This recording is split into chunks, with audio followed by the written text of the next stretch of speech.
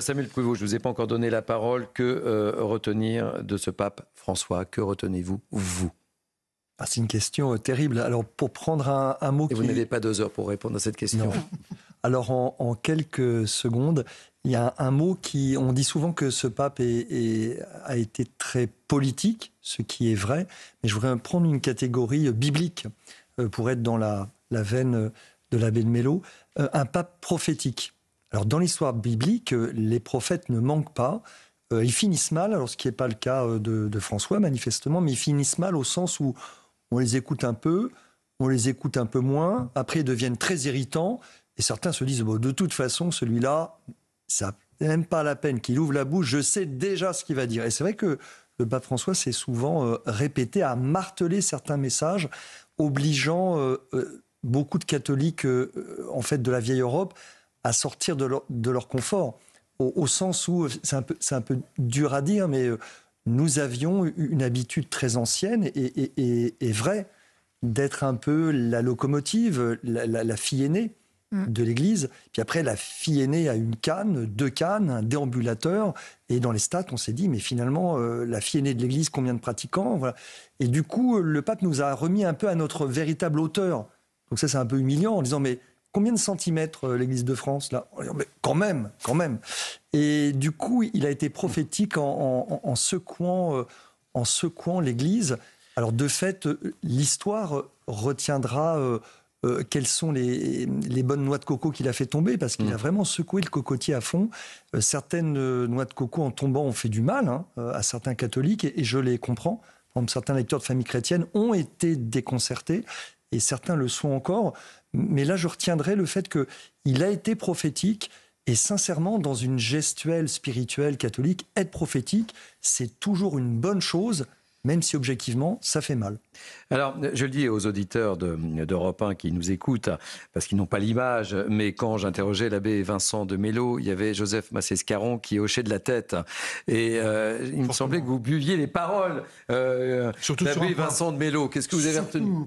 Surtout sur un point, qui est en effet le fait que le pape François a remis au centre de la problématique qui est justement le malin, et le fait que le malin peut murmurer à l'oreille de tout le monde.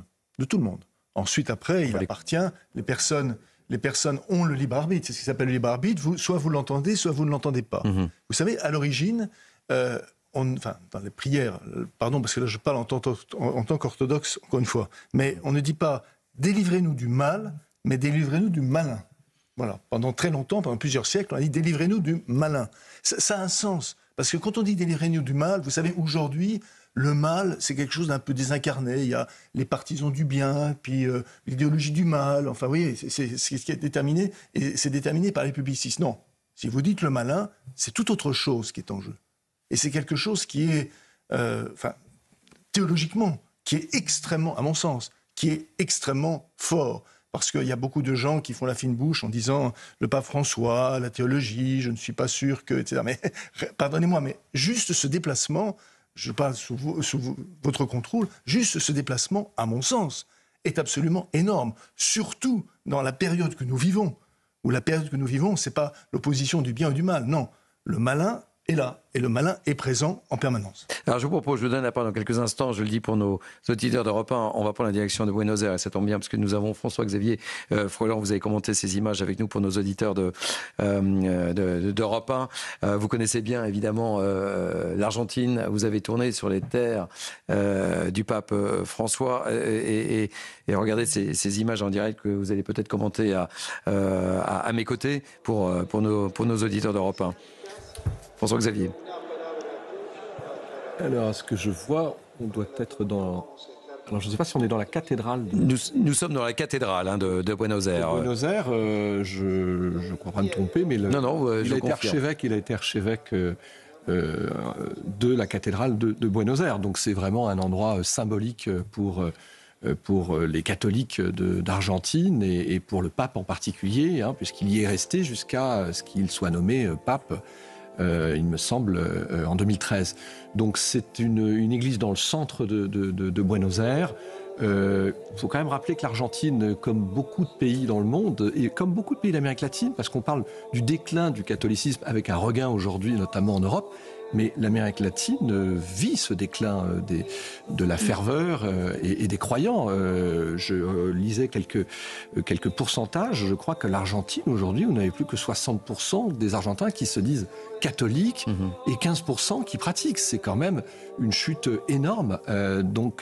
Voilà. Alors, j'imagine qu'aujourd'hui, il y a une ferveur populaire, surtout que les Argentins, comme souvent en Amérique latine, pour des grands moments, pour des grandes fêtes, pour des moments un peu solennels, eh bien, retrouvent la ferveur et se retrouvent dans l'église. Donc je sais qu'il y aura beaucoup de monde un peu partout, et notamment, je le disais tout à l'heure, dans son quartier de Flores. Justement, pour mieux comprendre l'homme et le pape qui est devenu, c'est important de comprendre d'où il vient. Racontez-nous un petit peu rapidement. Il vient de ce quartier populaire de Flores, qui est un quartier un petit peu excentré.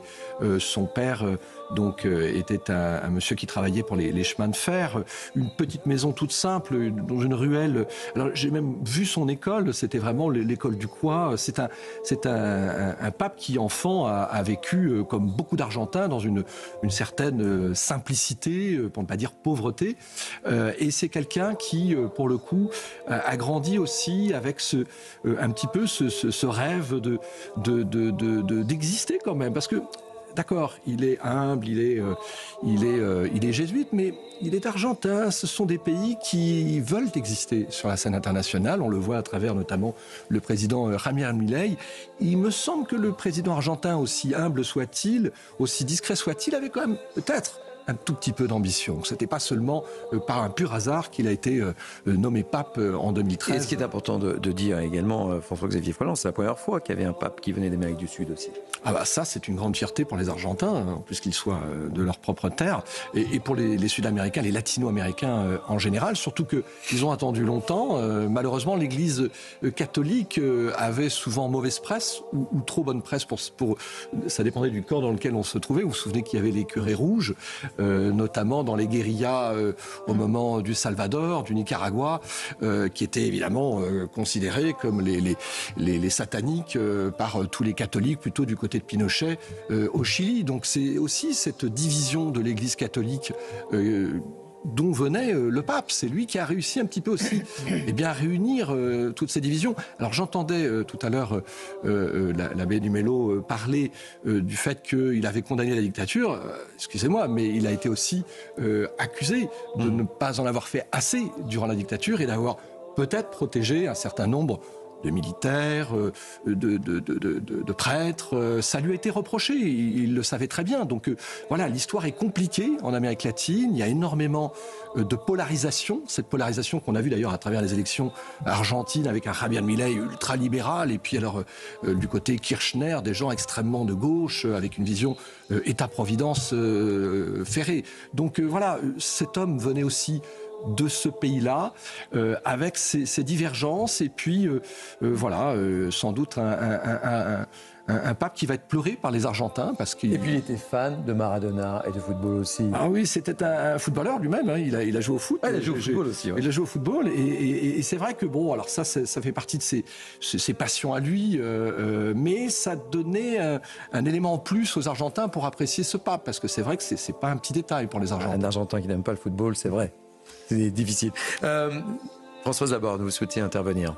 Oui, mais je découvre, mais c'est pas une surprise, que l'autobiographie du pape François, qui a été publiée en janvier dernier, est aujourd'hui numéro 1 des ventes. Ah oui. Et le titre de son autobiographie dit tout, et c'est Espère.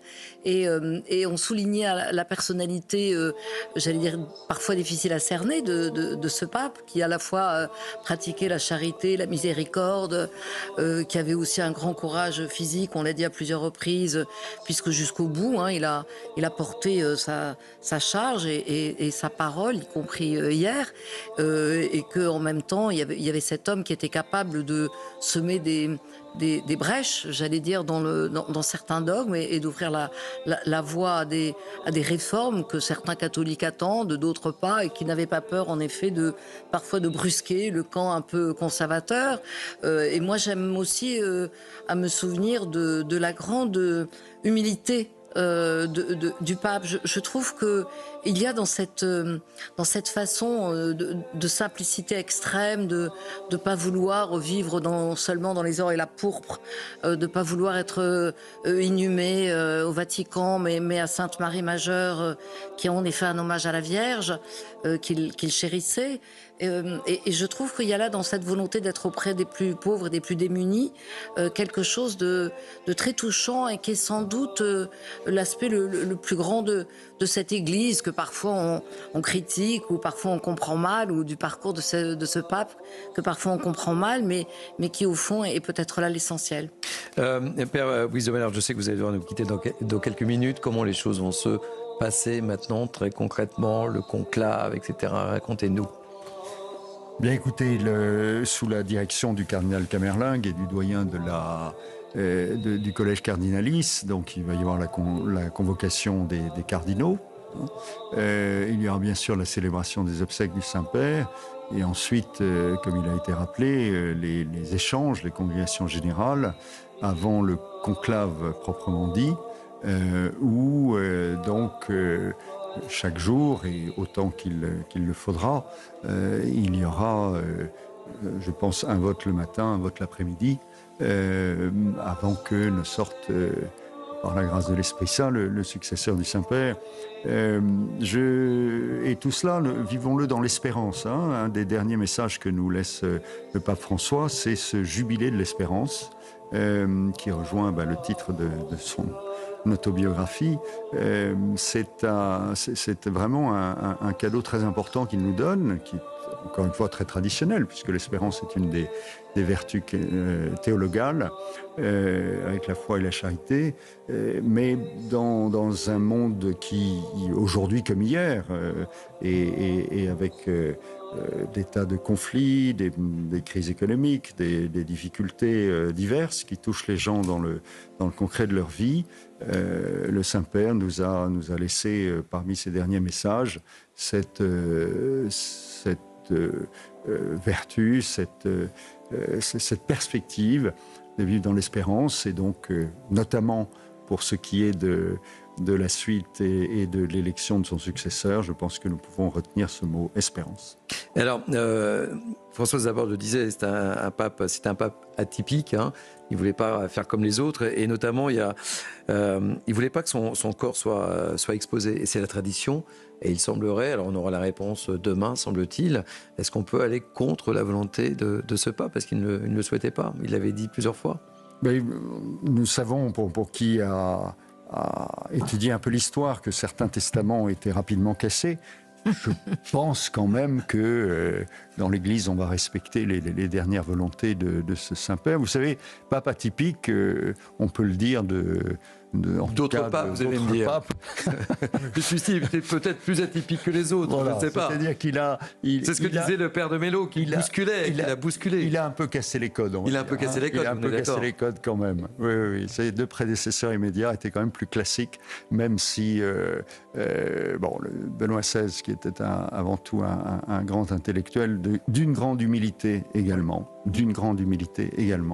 Mais il avait un aspect plus, je ne sais pas si il faut dire conventionnel, mais Saint Jean-Paul II, effectivement, était un homme qui était capable de surprendre par sa spontanéité, par son côté théâtral, puis un immense intellectuel aussi, et un homme d'une expérience très forte. Est-ce que mon père, si on faisait des comparaisons, même s'il ne faut jamais comparaison n'est pas raison, est-ce qu'on pourrait, d'une certaine manière, le comparer à Jean 23 ? Parce que je pense, par exemple, aux deux que Laudate Si, moi, me fait penser à Pacem in Terris, c'est-à-dire la même force. Alors écoutez, je crois que le pape François se référait plus spontanément à Paul VI, en fait, à Saint Paul VI. Jean 23, qui a eu cette intuition formidable, même si ses prédécesseurs ont aussi réfléchi à un concile, mais de lancer le concile. Jean 23 était en fait un homme profondément classique, mais avec cette souplesse qui est encore une fois un don de l'Esprit Saint. Il était capable, par exemple, quand il était nonce en Turquie, d'abandonner l'habit ecclésiastique sous la contrainte un peu, mais enfin ça l'a pas empêché de dormir, quoi, je veux dire. Et voilà. J'insisterai sur cette continuité au-delà des différences. Je veux dire, personnalités très très différentes. Mais je me souviens, puisqu'il était question de Benoît XVI, d'une des insistances en l'occurrence, il parlait du Concile Vatican II, en disant attention de ne pas avoir une lecture de rupture du Concile Vatican II, mais de réforme. Pardonnez-moi de réinsister, j'y suis venu plusieurs fois, mais l'Église, elle est perpétuellement en réforme. Et parce qu'elle est vivante et parce qu'elle est à l'écoute de l'Esprit Saint. Alors, il ne s'agit pas de tout envoyer balader. Il y a cette image, cette merveilleuse image de ce grand théologien qui était John Henry Newman, qui était, vous savez, la tradition, c'est toujours la même source. Mais la même source, elle devient petit à petit une rivière, elle devient un fleuve.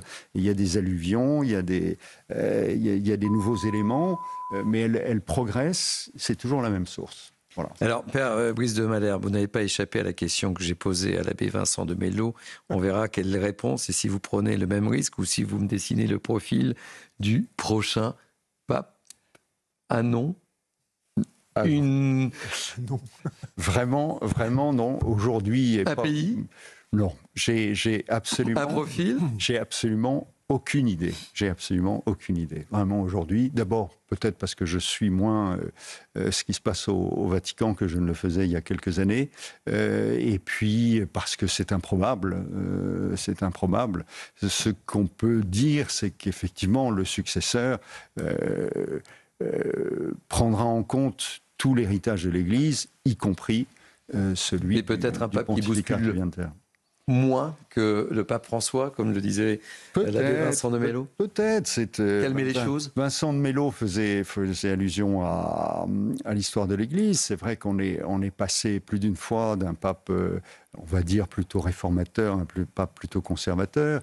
Mais vraiment, non, je ne sais pas. Je ne sais pas. Rien de vous ce soir. Non, rien. Même sous la torture. J'aurais tenté. Mais je pense que vu de ne pas vous avoir posé la question. Comme le disait Vincent de Mello, faisant confiance à l'Esprit Saint, qui travaille à travers les humanités, à travers les tiraillements, à travers les conflits parfois, les tensions, mais pour relever tout ça vers le haut. Merci mille fois d'avoir accepté notre invitation, Père Brice de Malherbe. Il est 18h31. Vous êtes bien sûr Europe 1 sur CNews, édition spéciale de Punchline consacrée à la disparition du pape François. Et je vous propose de prendre immédiatement la direction de Rome avec l'une de nos équipes sur place, Mathilde Ibanez, avec Olivier Gandlov. Vous êtes en direct de la place Saint-Pierre, Mathilde Ibanez. Où il y a énormément d'émotions, de recueillement ici sur cette place Saint-Pierre, habituellement plus bruyante, mais depuis l'annonce ce matin du décès du pape François, cette place s'est transformée, laissant planer un silence pour de nombreux fidèles. Ce décès n'est pas vu comme une surprise, puisque le pape François était déjà affaibli depuis mars, mais plus comme un choc, puisque hier encore, il saluait la foule. Je vous propose justement d'écouter le père Planche qui a vu le hier. La gratitude pour tout ce qu'il a fait, la prière pour lui, puis pour ceux qui maintenant auront la charge de lui trouver un successeur dans ce monde difficile. Voilà, donc tristesse et espérance, finalement, c'est bien un peu le sens de la semaine de Pâques qu'on vient de vivre, et on va en rester sur l'espérance surtout. Si on voulait être un peu trivial, on pourrait dire qu'il a bien fait sa sortie, voilà, s'être adressé à bénir la foule, voilà, et puis dire un dernier adieu comme ça et partir le jour de la résurrection, la semaine où on fête la résurrection du Christ. C'est sûr que c'est beau, c'est beau. Des centaines de croyants continuent de venir pour le souverain pontife décédé à l'âge de 88 ans. Après 12 ans de pontificat, une prière publique, la prière du rosaire, aura lieu ici dans une heure où des milliers de fidèles sont attendus ici pour rendre hommage au pape François. Merci beaucoup Mathilde Ibanez avec Olivier Gandlov depuis la place Saint-Pierre. Un mot peut-être, Samuel Pruvot, sur ce qu'on peut retenir précisément de ce pape François. Alors, je voulais revenir à ce que venait de dire le père Brice de Malherbe, à cette image, je trouve très belle et très vraie, du fleuve parce que l'Église catholique, c'est une institution qui est ancienne, très ancienne, plus ancienne encore que la Poste. Enfin, je dis la Poste justement pour montrer que c'est pas juste une institution humaine. Et en fait, dans ce fleuve, c'est vrai que les successeurs de Pierre ont la charge de la barque. Donc certains vont peut-être plus aller à gauche, à droite, mais en fait, l'intérêt, c'est quelle est la trajectoire depuis le successeur de Pierre jusqu'à ce jour. Et c'est exactement cela qui dessine la tradition de l'Église. Parce que pour reprendre cette image, en fait, dans la barque de l'Église, il y a son unique trésor. C'est pas le capitaine qui est le trésor de l'Église. C'est pas le bateau lui-même, c'est pas l'institution qui est le trésor de l'Église. C'est le trésor transporté par cette barque, finalement très modeste, ballottée par l'histoire, les siècles. Et du coup, ce que je retiens, enfin, et dans l'émotion qui est la mienne et que je partage avec des milliers et des milliers et des milliers de catholiques, de chrétiens, c'est que justement la grandeur du pape François, c'est de savoir qu'il s'est inscrit lui-même dans une tradition. Que de fois, justement, lui-même a donné du recul à ce qu'il faisait en disant, entre guillemets, je ne suis que de passage. C'est-à-dire qu'il a reçu le flambeau, alors pas n'importe quel flambeau, et il a essayé de le redonner quasi intact, en tout cas pas éteint à celui qui sera son successeur. Et du coup, moi, ce qui me marque, c'est cette image du fleuve, ce qui fait que si j'ai une certitude, alors malheureusement, je n'ai pas de nom à vous donner, mais ce dont je suis absolument sûr, c'est que dans 1 semaine, 2 semaines, 3 semaines, le fleuve va continuer de couler avec sa même majesté, sa même force, malgré tous les aléas de l'histoire et tous les aléas d'une élection, d'un conclave. Françoise Laborde. Oui, moi je voulais très brièvement revenir sur ce que vous avez évoqué tout à l'heure et qui est un peu, j'allais dire, la frustration ou la déception d'un certain nombre de catholiques français qui ont pu regretter que le pape François ne vienne pas à l'inauguration de Notre-Dame, même si on a compris les raisons politiques qui faisaient qu'il ne pouvait pas être là. Mais peut-être qu'on n'a pas bien compris les raisons religieuses, parce qu'après tout, certes, c'était un grand raout politico-mondain, mais il y avait aussi quand même la réouverture de Notre-Dame. Et pour tous les catholiques français ou tous les croyants, c'était quelque chose d'important. Donc je pense qu'il y a là une petite, peut-être... comment dire, un petit sentiment d'éloignement. Pourquoi n'était-il pas avec nous? Surtout que quand il est venu à Strasbourg, il a dit qu'il était à Strasbourg et pas en France, qu'il n'est pas allé à la cathédrale de Strasbourg. C'est vrai, ça fait beaucoup quand réagir. Quand il était à Marseille, il a dit « je suis à Marseille et pas en France », même s'il a dit « vive Marseille, vive la France ». Et quand il était en Corse, il a souligné qu'il y avait là en Corse une ferveur qui n'existait. Alors les Français ont compris, en Corse il y a une ferveur, mais nous aussi, peut-être on a de la ferveur.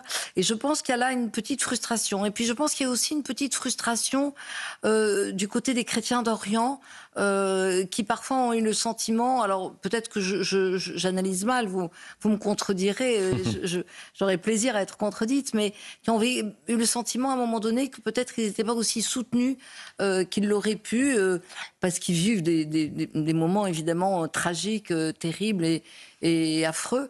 Et donc, je pense que l'hommage à l'homme de foi et au courage de l'homme et aux valeurs de la miséricorde et de la fraternité ne doivent pas empêcher à un moment donné de faire part, en effet, de petites incompréhensions qui faisaient peut-être la personnalité de ce pape qu'on a qualifié d'atypique ou qui aimait bien bousculer les dogmes et qui ne s'est pas privé de le faire. Mais bien sûr, ce ne sont pas des incompréhensions, ce sont des mystères. Et nous accueillons Pierre-Hervé Grosjean, prêtre du diocèse de Versailles. Merci d'avoir accepté notre invitation. Avant de vous faire agir sur la disparition du pape, nous sommes avec Monseigneur Pascal Gollnisch, directeur de l'œuvre d'Orient. Merci d'avoir accepté notre invitation. Je le disais, personne ne pouvait imaginer, même si le pape est apparu très, très affaibli hier, en ce dimanche de Pâques, ça a été un choc mondial et pour tous les catholiques du monde, Monseigneur. Oui, bien sûr, on a été surpris parce qu'on pensait qu'il allait mieux, alors que même s'il était apparu très affaibli. Et vous savez, ce matin, nous étions avec le président des évêques de France, l'archevêque de Paris, l'archevêque de Rouen, et avec des évêques éthiopiens. Et le président des évêques éthiopiens, il est cardinal. Et tout d'un coup, on apprend la nouvelle du décès du pape François. C'est-à-dire que ce cardinal éthiopien, il faut qu'il aille à Rome, il va participer au conclave et il peut être élu, évidemment, pape. Alors, vous voyez, ce que je veux dire par là, c'est l'universalité. Je m'inscris tout à fait dans ce qu'ont dit les orateurs précédents, la continuité historique. Mais je voudrais aussi qu'on relève l'extension géographique. Il y a 1,3 milliard de catholiques dans le monde entier. Et pour nous, à l'Europe-d'Orient, on voit ceux qui sont au Moyen-Orient, en Inde, en Ukraine, en Éthiopie, etc.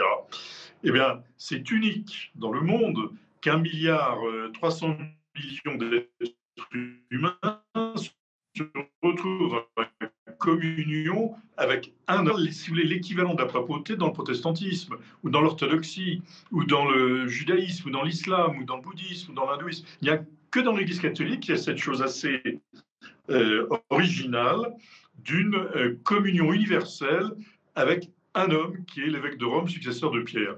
Et donc nous devons mesurer la dimension, je dirais, universelle de ce que représente le ministère d'un pape. Parfois, nous l'analysons avec nos regards de Français, ou d'Européens, ou d'Occidentaux, et on oublie un petit peu la dimension complètement universelle de ce ministère. Monseigneur, indiscutablement, il y a un mot qui revient avec tous les témoignages que nous avons pu entendre, recueillir. C'est un pape qui bousculait les choses, qui a bousculé l'Église, indiscutablement avec ses prises de position sur un grand nombre de sujets.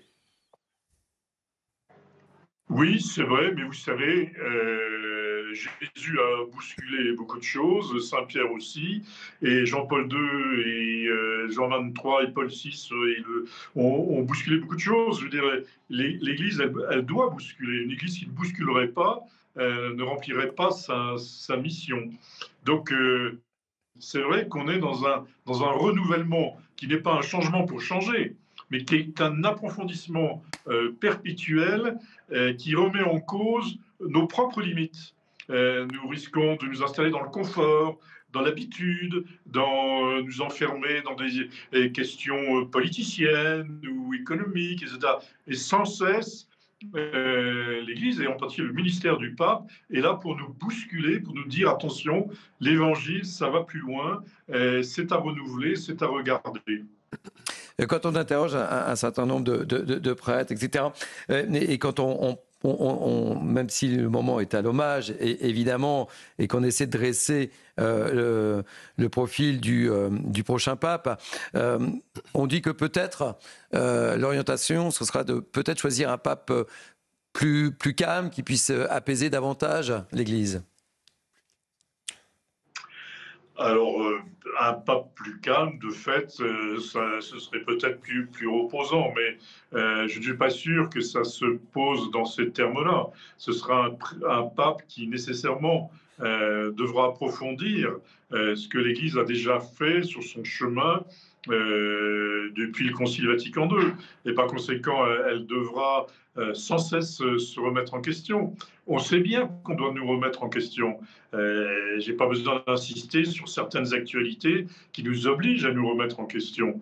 Donc, on n'est pas là pour faire la sieste, mais on est là pour vivre l'Évangile comme un service auprès des populations. Vous voyez, les chrétiens d'Orient, par exemple, puisque j'en suis chargé, sont des gens qui ne sont pas là dans la défense de leur identité particulière. Ils sont là pour être au service dans l'éducation, au service de la santé, dans des pays comme l'Irak, comme la Syrie, comme l'Éthiopie, comme la Terre Sainte, la Palestine, Gaza. Vous savez, à Gaza, il y a 3 écoles catholiques tenues par des religieuses latino-américaines auxquelles le pape François téléphonait tous les soirs quand il était bien portant, pour les soutenir et pour s'informer de ce qui se passait. Donc, vous voyez, je crois que l'Église est en mouvement et c'est ainsi qu'elle doit être. Alors, peut-être que ce sera un pape plus doux, plus calme dans ses interventions, mais ce ne sera pas un pape qui arrêtera le mouvement. Et notamment, il y a des grandes régions, je pense à toute l'Afrique, je pense à l'Asie, qui sont des régions d'apostolat, de mission de l'Église. Et je pense par exemple à l'Inde, qui est une région de mission. Donc, vous voyez, ça ne va pas s'arrêter comme cela. Et si nous voulons être fidèles, nous devons être en mouvement. Si nous nous rigidifions, nous ne serons plus fidèles. Merci, Monseigneur Pascal Goldny. Je rappelle que vous êtes directeur de d'Orient. Merci d'avoir accepté de témoigner ce soir sur CNews et sur Europe 1. Pierre-Hervé Grosjean, je rappelle que vous êtes prêtre du diocèse de Versailles. Que retenez-vous, vous, personnellement, du pape François ? D'abord, avant de faire un bilan, moi, je suis d'abord triste, comme beaucoup de catholiques. Je voyais les réactions de mes paroissiens quand on a partagé cette nouvelle. Le pape, pour les catholiques, c'est un père, quel que soit le pape d'ailleurs. Et donc, ce soir, on est un peu orphelin. Il y a cette tristesse, cette surprise aussi. On ne s'y attendait pas si vite maintenant. Au lendemain de Pâques, c'est aussi particulier. On vient de fêter la résurrection, donc c'est plein d'espérance. Et en même temps, on accueille cette annonce dans cette lumière de Pâques. Et puis ensuite, bien sûr que les jours qui viendront seront l'occasion pour beaucoup de faire le bilan de ce pontificat. Moi, je pense qu'il faudra du temps pour discerner la fécondité de ce pontificat réel. Moi, ce que je retiens comme curé de paroisse, justement, c'est la proximité du Saint-Père qu'il voulait garder avec le terrain. Et qu'on a vu lors de son voyage en Corse. Exactement, et même quand dans sa façon de prêcher, par exemple, dans ses enseignements, il parlait de façon très simple, très accessible. Le peuple comprenait, les gens comprenaient, et on sentait qu'il connaissait la vie des gens. Et d'ailleurs, il disait souvent aux évêques, aux prêtres, gardez l'odeur du troupeau, vous les bergers, restez proches de vos brebis, entre guillemets. Et moi, comme curé de paroisse, le Saint-Père m'a... Effectivement, on parlait beaucoup de bousculer, etc. Le Saint-Père m'a bousculé L'abbé Vincent de Mello, qui était notre invité tout à l'heure, qui disait qu'il allait bousculer les choses. Il avait un caractère costaud, fort, il parlait cash, il était mais en même temps simple et direct, et en même temps il nous disait justement, à nous prêtres, n'oubliez pas ceux qui vous sont confiés. Voilà. Ne vous installez pas dans une forme de confort, effectivement, mais restez proche de ceux qui vous sont confiés. Et c'est une exigence un peu radicale que j'essaye de vivre comme tous mes confrères, mais le Saint-Père là-dessus nous a fait grandir, avec aussi peut-être ce souci premier des plus fragiles, quels qu'ils soient. C'est quand, par exemple, Joseph Massescaron, il était en désaccord avec le déni de baptiser des enfants de mères célibataires. Là, c'est quelque chose qui témoigne de la proximité qu'il pouvait avoir et de la connaissance profonde. Exactement. Parce que les gens partent évidemment sur des grands principes, est-ce qu'il était pour ou contre le mariage, etc. Non, il était vraiment dans le concret. Oui, et avec le souci, il n'a pas révolutionné la doctrine. Il a gardé, c'est d'ailleurs le travail du pape, c'est de conserver le dépôt de la foi, de le transmettre.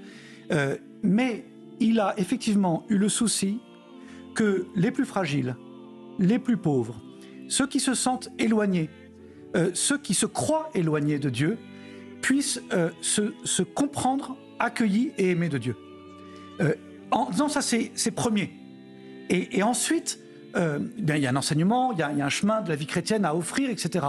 Mais avec une sorte de primauté à l'accueil et à la miséricorde, qui n'était pas, encore une fois, pas révolutionnaire, mais en fait, c'est ce que font les curés de paroisse.